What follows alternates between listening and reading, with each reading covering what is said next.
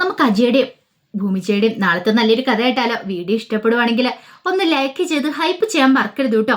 അങ്ങനെ നമ്മൾ കാണുന്ന ഭവാനിയുടെ ഉറക്കം നഷ്ടപ്പെട്ടു. ഭവാനിക്ക് മനസ്സിലായി താൻ അച്യുതന്റെ കയ്യിൽ കൊല്ലാൻ ഏൽപ്പിച്ച കുഞ്ഞാണ് ഭൂമിജ എന്നുള്ള കാര്യം. അവള് ജീവനോടെ ഉണ്ടെങ്കിൽ തനിക്ക് ആപത്താണ്.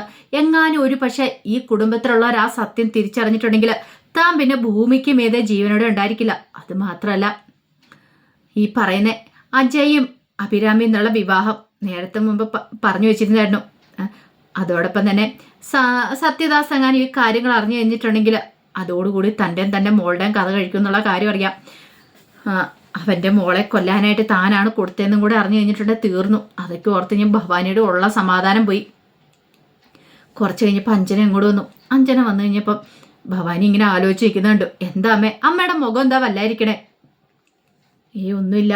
അല്ല, അമ്മയ്ക്ക് എന്തോ വല്ലാത്തൊരു ടെൻഷൻ ഉണ്ടെന്ന് തോന്നുന്നല്ലോ. അത് പിന്നെ മോളെ, നിന്റെ അജയുടെയും വിവാഹം കഴിഞ്ഞു കഴിഞ്ഞാലോ എനിക്കൊരു സമാധാനം ആകത്തുള്ളൂ. അമ്മേ, ആ കാര്യം ഓർത്ത് അമ്മ ഭയക്കൊന്നും വേണ്ട. അമ്മയ്ക്കറിയാലോ ഇനിയിപ്പോൾ എങ്ങനെയൊക്കെ പോയെന്ന് പറഞ്ഞാലും ദേ അച്ഛമ്മ സമ്മതിച്ചിരിക്കുന്നതല്ലേ ഞങ്ങളുടെ വിവാഹത്തിന്. അധികം വൈകാതെ ഞങ്ങളുടെ വിവാഹം നടക്കും. അതിനുള്ള മുഹൂർത്തം വരെ കുറിപ്പിച്ചു വെച്ചിരിക്കല്ലേ, എൻഗേജ്മെന്റിനുള്ളേ. പിന്നെ അമ്മ എന്തിനാ ടെൻഷൻ അടിക്കണേ? അത് പിന്നെ മോളെ, നിനക്കറിയാലോ കുറേ പ്രശ്നങ്ങളും കാര്യങ്ങളൊക്കെ ഇതിനകത്തുണ്ട്. അപ്പം അമ്മയ്ക്ക് ജയിച്ചേ മതിയാവുള്ളൂ. അതിന് വേണ്ടിയിട്ടാ ഞാൻ ഇങ്ങനെയൊക്കെ ചെയ്യുന്നേ. ഒരു പക്ഷേ ഇപ്പം അഭിരാമി ഉണ്ടായിരുന്നെങ്കിൽ അഭിരാമിയുടെ കഴുത്തിലല്ലേ അജയ് താലി കെട്ടുള്ളൂ. അവളില്ലാത്ത ഭാഗ്യവ. ഇനി ഏതെങ്കിലും കാലത്ത് അവൾ ഇങ്ങോട്ടേക്ക് തിരിച്ചു വന്നുകൂടുന്നില്ല. വരാനോ? എവിടുന്ന് പറയാൻ പറ്റില്ല മോളെ. അതുകൊണ്ട് അതിനു മുമ്പ് തന്നെ മോളുടെ അജയുടെയും വിവാഹം നടക്കണം. നിങ്ങൾ തമ്മിലുള്ള വിവാഹം നടന്നാൽ പിന്നെ പേടിക്കേണ്ട കാര്യമൊന്നും ഇല്ലയെന്ന് പറഞ്ഞു. പക്ഷേ എങ്കിൽ ഈ പറയുന്ന അഞ്ജനയ്ക്ക് ഭവാനി ഉദ്ദേശിച്ച കാര്യം എന്താണെന്ന് മനസ്സിലായിട്ടുണ്ടായിരുന്നില്ല. പക്ഷെ ഒരു കാര്യം അവൾക്കറിയായിരുന്നു, അജയ്ക്ക് തന്നോട് ഒരു താല്പര്യമില്ല. ഇതങ്ങനെ വെറുതെ വിട്ടിട്ട് കാര്യമില്ല. അവനിട്ടൊരു പണി കൊടുത്തു, എന്നാലും അതങ്ങനെ വെറുതെ വിടാൻ പാടില്ലല്ലോ. അവനെ കാണാനായിട്ട് പോകണം. അവൻ്റെ മനസ്സ് തന്നിലേക്ക് അടുപ്പിക്കണം. കല്യാണം ആവുന്നതിന് മുമ്പ് അവൻ തന്നെ സ്നേഹിക്കാണ്ട് തുടങ്ങണം. അതൊക്കെ മാത്രമായിരുന്നു അഞ്ജനയുടെ മനസ്സിലിരിപ്പ്. അവനെ കാണാനായിട്ട് സ്റ്റേഷനിലേക്ക് പോകണം. അവനെ കൊണ്ട് പറ്റുമെങ്കിലും ഒന്ന് പുറത്തു പോകണം എന്നൊക്കെ ഒരു ചിന്തയൊക്കെയായിരുന്നു മനസ്സിൽ. അങ്ങനെ എന്ത് ചെയ്തു? ഒടുവിൽ സ്റ്റേഷനിലേക്ക് അജയനെ കാണാൻ തന്നെ പോകാൻ തീരുമാനിക്കുകയാണ്. ആ സമയത്ത് ഭൂമി പതിവ് പോലെ തന്നെ തൻ്റെ ഷോപ്പ് വന്ന് തുറന്നു. ഷോപ്പിലെ ജോലികളൊക്കെ തീർത്ത് കുറച്ച് കഴിഞ്ഞപ്പോൾ ഇതിന് ആൾക്കാരൊക്കെ വരാൻ തുടങ്ങി. കുറച്ച് ആൾക്കാർക്ക് അപേക്ഷയും കാര്യങ്ങളൊക്കെ എഴുതി കൊടുത്തു. ഭൂമി അങ്ങനെയാണ്, മുമ്പ് മുതൽ അങ്ങനെയാണ്. ഫ്രീ ആയിട്ട് അപേക്ഷ എഴുതി കൊടുക്കും, പരാതിയൊക്കെ എഴുതി കൊടുക്കും. പക്ഷെ പണമൊന്നും ആരുടെയും വാങ്ങത്തുമില്ല. ഈ സമയത്ത് അഞ്ജന അങ്ങോട്ടേക്ക് വരുന്നേ. അഞ്ജനയ്ക്കാണെങ്കിൽ ഭൂമിയുടെ ഷോപ്പ് അവിടെ കണ്ടു കഴിഞ്ഞപ്പോൾ തന്നെ അഞ്ജനയ്ക്ക് ദേഷ്യമായി. അഞ്ജന അങ്ങനെ അജയുടെ മുറിയിലേക്ക് അങ്ങോട്ട് ചെല്ലുവാണ്. അജയ് പെട്ടെന്ന് അഞ്ജനയെ കണ്ടു കഴിഞ്ഞപ്പോൾ ഇങ്ങനെ നോക്കി. എന്നിട്ട് എന്താ അഞ്ജനയെന്ന് ചോദിച്ചു.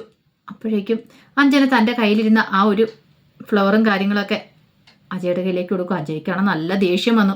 അവൾക്ക് ഫ്ലവറും കൊണ്ട് വരാൻ കണ്ട സമയം. ഇവളോട് എത്ര പറഞ്ഞാലും ഇവളുടെ തലയിലേക്ക് കയറത്തില്ല. പോലീസ് സ്റ്റേഷനാണെന്ന് ചിന്ത പോലും ഇല്ല. അപ്പോഴേക്കും അജയ് പറഞ്ഞു, അഞ്ജന ഇതറിയാലോ, പോലീസ് സ്റ്റേഷനാണ്. ഞാനൊരു CI ആണ്, അറിയാലോ. ഇവിടെ ഇമാതിരി പരിപാടികൾ നടക്കില്ല എന്ന് പറഞ്ഞു. എന്നാൽ അജയോട് ആരാ പറഞ്ഞേ? അജയ്ക്ക് എന്നോട് ദേഷ്യമുണ്ടെന്നറിയാം. ഞാൻ മുത്തശ്ശിയോട് ഈ വിവാഹം വേണ്ടെന്ന് പറഞ്ഞാൽ മുത്തശ്ശി 100 കാര്യങ്ങൾ തിരക്കും. അത് മാത്രമല്ല, മുത്തശ്ശിയും എല്ലാവരും ആഗ്രഹിക്കുന്ന എൻ്റെ അജയുടെയും വിവാഹം. അതുകൊണ്ടാണ് ഞാൻ പറഞ്ഞ അജയ്ക്ക് എന്നെ ഇഷ്ടമാണ്, എനിക്ക് അജയനെ ഇഷ്ടമാണെന്നുള്ള കാര്യങ്ങളൊക്കെ. അത് കേട്ടപ്പോൾ അജയ് പറഞ്ഞു, നീ എന്നെ ചതിക്കുകയല്ലേ ചെയ്തേ? നീ അല്ലേ എല്ലാവരോടും സംസാരിക്കാമെന്ന് പറഞ്ഞത് എനിക്ക് ഈ വിവാഹത്തിന് സമ്മതമല്ലെന്ന്. എന്നിട്ട് നീ എല്ലാവരുടെ മുന്നിൽ വെച്ച് എന്താ പറഞ്ഞേ? എനിക്ക് ഭയങ്കര ഇഷ്ടമാണ്. അത് പിന്നെ അജയ്, എനിക്ക് വേറെ നിവൃത്തിയില്ലാത്തതുകൊണ്ടാ. മിണ്ടരോ നീ, എനിക്ക് നിന്നോട് കൂടുതലും സംസാരിക്കാമല്ലെന്ന് പറഞ്ഞു. അത് കേട്ടപ്പം അഞ്ജന പറഞ്ഞു, അജയോടുള്ള ഇഷ്ടം കൊണ്ടല്ല ഞാൻ ഇങ്ങനെയൊക്കെ ചെയ്യുന്നേ. അവൾ നന്നായിട്ട് അങ്ങോട്ട് കിടന്ന് അഭിനയിക്കുകയാണ്. അജയ്, എനിക്ക് വേറെ നിവൃത്തിയില്ല എന്നൊക്കെ പറഞ്ഞു. ആ സമയത്ത് ഭൂമി ചായയൊക്കെ ആയിട്ട് അങ്ങോട്ട് വരുന്നേ. അകത്തേക്ക് അങ്ങോട്ട് കയറി വന്നു. ഇപ്പോൾ അഞ്ജന ഇങ്ങനെ നോക്കുവാണ് ഭൂമി ചായ അജയ്ക്ക് കൊടുത്തു. പിന്നീട് അവൾക്ക് ചായ വേണമെന്ന് വെച്ചാൽ പറഞ്ഞു, പിന്നെ ആർക്ക് വേണം നിൻ്റെ ഉളച്ചായ? ഇത് കുടിക്കാനൊന്നുമല്ല ഞാൻ ഇങ്ങോട്ടേക്ക് വന്നേന്ന് പറഞ്ഞു. വേണ്ടെങ്കിൽ വേണ്ട. ഭൂമിക്ക് ഒരു കുഴപ്പമില്ലായിരുന്നു. ഈ സമയത്ത് അഞ്ജനയുടെ മുഖത്തെ ദേഷ്യവും കാര്യങ്ങളൊക്കെ ശ്രദ്ധിക്കുന്നുണ്ടായിരുന്നു അജയ്ക്ക് മനസ്സിലായി അഞ്ജനയുടെ കർമ്മത്ത് നേരത്തെ ഒന്നും ഭൂമി കൊടുത്തതാണ്. ഒരു പക്ഷേ ഭൂമിയെ വെച്ചിട്ട് കളി കളിച്ചാലോ, ഇവള് തനിക്കിട്ടൊരു പണി തന്നല്ലേ, അപ്പോൾ ഇവൾക്കിട്ട് തിരിച്ചൊരു പണി കൊടുക്കണമല്ലോ എന്നൊരു ചിന്തയുണ്ടായി. പിന്നീട് അജയ് എന്ത് ചെയ്തു? ആ ചായ എടുത്ത് കുടിക്കാൻ തുടങ്ങുമ്പോഴത്തേനും പെട്ടെന്ന് തന്നെ അഞ്ജന പറഞ്ഞു, അയ്യോ അജയ് വേണ്ട, ആ ചായ ഒന്നും കുടിക്കരുത്. അതിനകത്തൊക്കെ വല്ല പോയിസണും കാണുമായിരിക്കും. ഇവളൊക്കെയല്ലേ ഉണ്ടാക്കിയിരിക്കുന്നത്, ഒരു വൃത്തിയില്ലാതൊന്നും ഒക്കെ ആയിരിക്കും ഉണ്ടാക്കിയിരിക്കുന്നത്. ഇവളെ പോലെയുള്ള ആൾമാരുടെ എന്നൊക്കെ ഒന്നും ചായ മേടിച്ച് കുടിക്കരുതെന്ന് പറഞ്ഞുകൊണ്ട് ചായ പെട്ടെന്ന് തന്നെ മേടിച്ച് താഴേക്ക് വെക്കുകയാണ്. ഭൂമിക്കാണെങ്കിൽ അടിയേറ്റ പോലെ എന്ത് ചെയ്യണമെന്ന് അറിയത്തില്ല. ആ സമയം അജയ് ഭൂമിയെ നോക്കി. ഭൂമി പക്ഷെ വിട്ടുകൊടുക്കാൻ ഉദ്ദേശിച്ചിട്ടുണ്ടായിരുന്നില്ല. ഭൂമി അഞ്ജനയ്ക്ക് നേരെ തിരിഞ്ഞു. മാഡം, കൂടുതൽ പറയേണ്ട കാര്യമില്ല. ഞങ്ങളെപ്പോലെയുള്ള പാവങ്ങളും ജീവിച്ചു പോയിക്കോട്ടെ. എന്താണെങ്കിലും നല്ല വൃത്തിക്കും വെടിപ്പിനും തന്നെ ഞാൻ ഉണ്ടാക്കുന്നത്. പിന്നെ പോയിസൺ കളക്കുന്ന സ്വഭാവമൊന്നും എനിക്കില്ല. എനിക്കും എൻ്റെ കുടുംബത്തിനും ഇല്ല എന്ന് പറഞ്ഞു. അങ്ങനെ പറഞ്ഞിട്ട് കുറെ അങ്ങോട്ട് ചീത്ത പറഞ്ഞു. ഈ സമയത്ത് അജയ് പെട്ടെന്ന് ഭൂമിയെ വിളിച്ചിട്ടുണ്ട്. ഭൂമി 1 മിനിറ്റ് ഒന്ന് വന്നേന്ന് പറഞ്ഞു. അങ്ങനെ ഭൂമിയെ വിളിച്ചിട്ട് അജയ് അങ്ങോട്ട് മുന്നോട്ട് പോയി കഴിഞ്ഞപ്പോഴത്തേനും ഭൂമി പതുക്കെ അവിടെ നിന്നു. അഞ്ജനയുടെ തന്നിട്ട് പറഞ്ഞു, അതേ ഒരു കാര്യം ഞാൻ പറഞ്ഞേക്കാം. അന്ന് നിനക്കിട്ടിയ നിന്റെ വീട്ടിൽ വെച്ച് തന്ന ഓർമ്മയുണ്ടല്ലോ, അതിന്റെ കേട് നീ മാറിപ്പോയോ? ഇനി എങ്ങാനും ഇതുപോലെ ചൊറിയുന്ന വർത്താനം പറഞ്ഞ് എൻ്റെ അടുത്ത് വന്നിട്ടുണ്ടെങ്കിൽ നിന്റെ കാരണം ഒടിച്ചാൻ പൊട്ടിക്കുമെന്ന് പറഞ്ഞു. അങ്ങനെ ഭൂമിയെ വിളിച്ചുകൊണ്ട് അജയ് പോയി കഴിഞ്ഞപ്പോഴത്തേനും അഞ്ജനയ്ക്ക് പല ടെൻഷനായി. എന്തിനായിരിക്കും വിളിച്ചിട്ടുണ്ടായിരിക്കുക? ഭൂമി എന്നിട്ട് അജയോട് ചോദിച്ചു, എന്താ സാറേ, സാർ എന്താ എന്നെ വിളിപ്പിച്ചതെന്ന് ചോദിച്ചു. അതെ, എനിക്ക് ഒരു ഉപകാരം ചെയ്തു തരണം. എന്തുപകാരം? അവളെ കൊണ്ട് ഭയങ്കര ശല്യമാണ് എനിക്ക്. കാരണം അവളെ വിവാഹം കഴിക്കണമെന്ന് പറഞ്ഞിരിക്കുന്നത്. എനിക്കിപ്പോൾ അവളെപ്പോലൊരു പെൺകുട്ടിയെ വിവാഹം കഴിക്കാൻ ഒട്ടും താല്പര്യമില്ല. വിവാഹത്തെക്കുറിച്ച് ഞാൻ ചിന്തിച്ചിട്ട് പോലില്ല.